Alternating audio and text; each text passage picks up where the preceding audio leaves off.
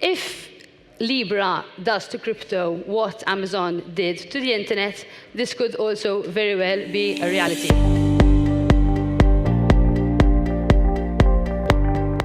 The good, the bad, and the stable. Is sustained financial stability more than a utopian vision? The emergence of stablecoins could result in a paradigm shift from current monetary policy standards. Let's hear it from the expert. Justine Scerri Herrera, Michael Ciprianu and co. What do you see here? Green trees. This is a photo of a jungle. Why am I posting this? This is because this is what the cryptocurrencies and crypto asset space looked like till very recently.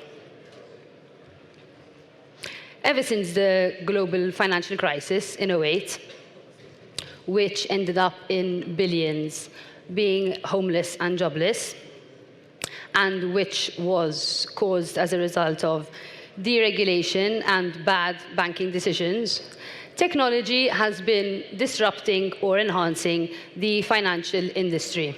So disrupting or enhancing, depending which side of the story you're on.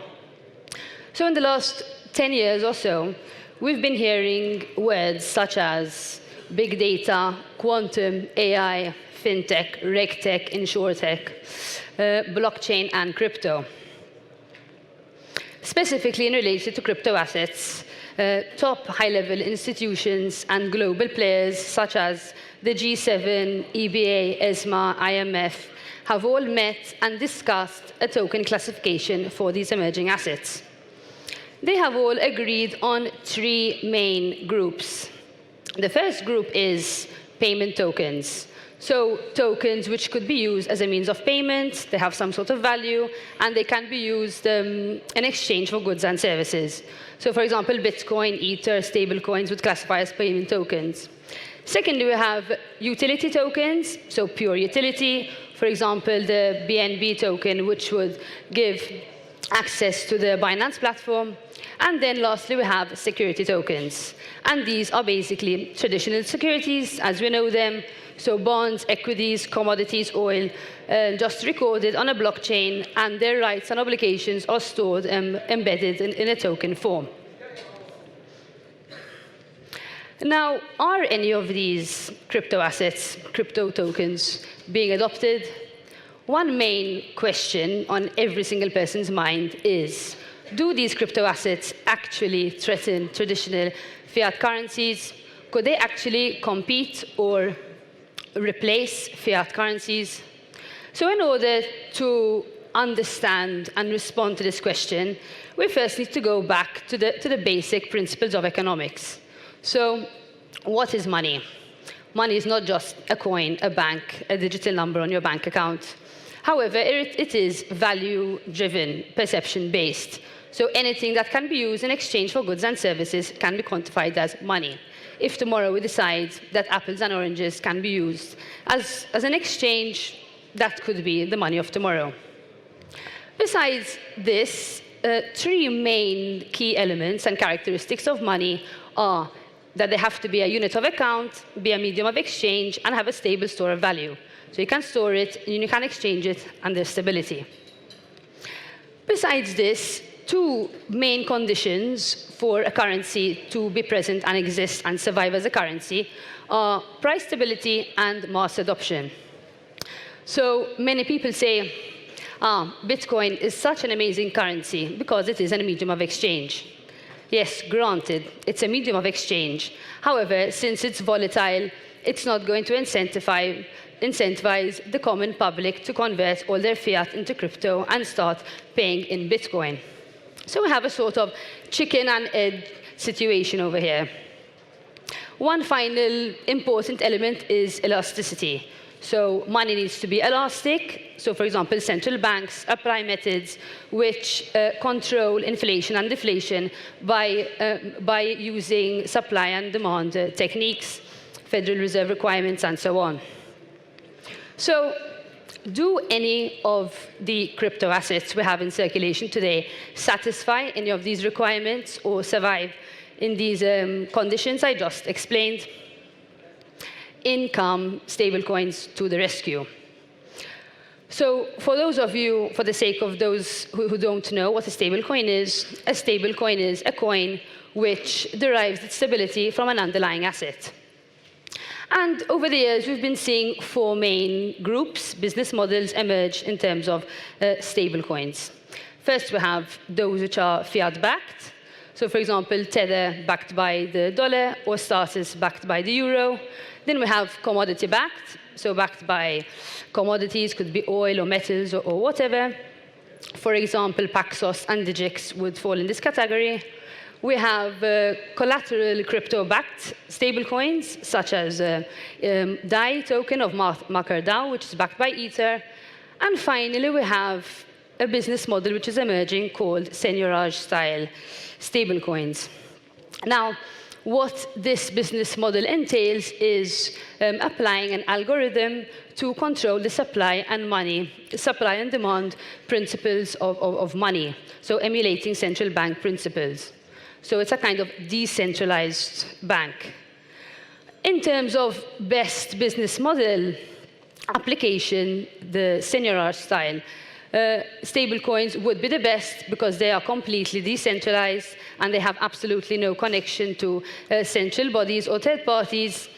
However, as you heard, it's quite complex. So it is only natural that stablecoins which have an underlying asset that people can understand or associate with might be adopted a bit faster.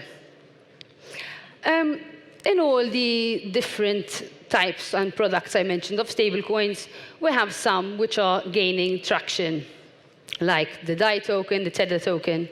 However, we have one true market leader, potential leader of the pack.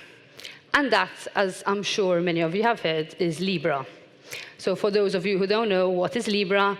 Libra is a coin being launched by Facebook and which derives its stability from an underlying basket of fiat currencies. And Libra is interesting because it has really prompted crazy negative reactions and responses from governments and central authorities worldwide. Now, why is this? Why Libra? This is because going back to the characteristics and conditions of money and economics I explained before, what one thing needs to survive as a currency is mass adoption and price stability. So Libra's offering price stability and offering mass adoption through its 2.7 billion users. So if adopted, it could be a real imminent threat.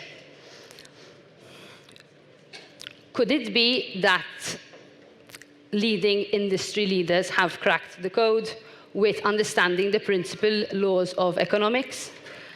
I think yes, because of the reactions that we are seeing from all around the world. So high-level institutions such as the G7, EBA, IMF, ESMA are all meeting and discussing and releasing and publishing consultation papers stating that stablecoins, specifically Libra, are threatening current monetary stability and also could end up in financial instability. But why the fuss? Why the real fuss? This is because, as Garfield once stated, he who controls the money supply of the nation controls the nation. So if people start using stablecoins, Libra or some other stablecoin, if it is impeded from being launched, then sovereign currencies will be less used and adopted. So here we are really dealing and attacking the core bread and butter of governments and central banks all around the world.